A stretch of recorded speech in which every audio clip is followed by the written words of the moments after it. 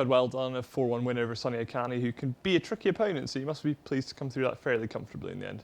Yeah, I think it's my first time playing him actually, and from what I've seen of him, he seems to always be quite consistent. His long putting is extremely good, and he had a good break in that game. It put me I knew I had to play well to beat him, and in the end I played some real good stuff.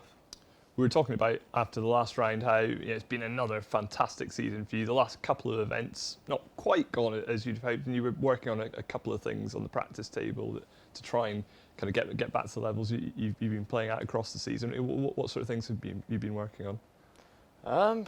This is top secret, that is. Yeah. I can't tell anyone that because then they might start winning. But just things that you can get complacent when the season's so long, or to consistently keep it up as I have done for nearly 3 years now is it's pretty unheard of this day and age. I know Mark Selby kept the top spot for a long period, but it wasn't winning as many tournaments as I am. So to keep it up, you've got to keep doing new things. Sometimes you get into bad habits and you need to get out of them as soon as possible. So for me, it's just about trying to stay on the top of my game, and if you do have a loss or two, then it's about recovering as fast as possible, and you don't want to let it carry on for the whole season.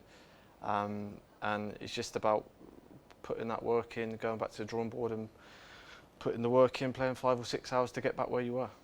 And just like last season, there's a big motivation for you at this event with that BetVictor European Series bonus, £150,000 on the line in that, and it's you versus Mark Selby going toe-to-toe this week. Last year you were chasing Neil Robertson and you overtook him at the end. This year Mark Selby's chasing you. Who do you think more pressure is on this week? Do you think the pressure is on Mark as the one who has to do the chasing?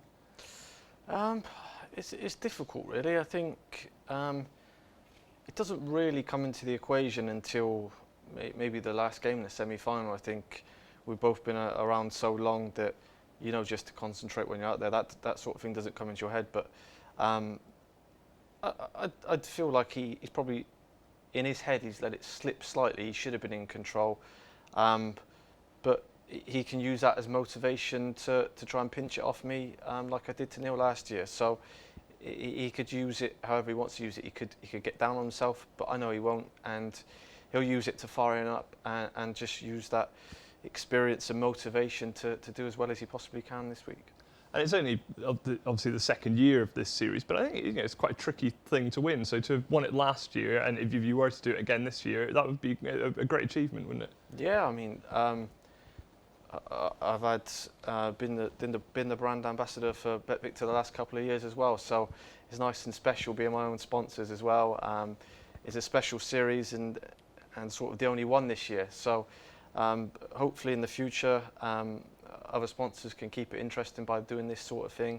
I know they do it in a few other sports as well, and it just keeps the attention really, because this isn't a massive event normally, but with the sort of what's going on and the expectancy of me or Mark Selby trying to go out there and do our best and get in the furthest, then it just brings that bit of extra motivation for the top players to enter it.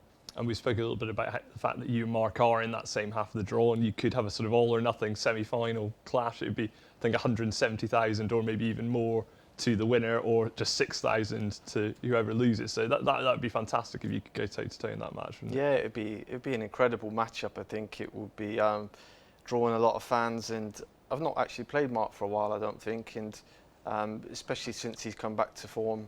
He's super consistent this year.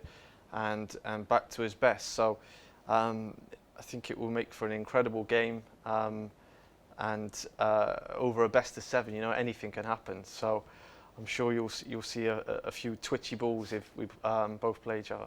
Well done today, Judd. Cheers.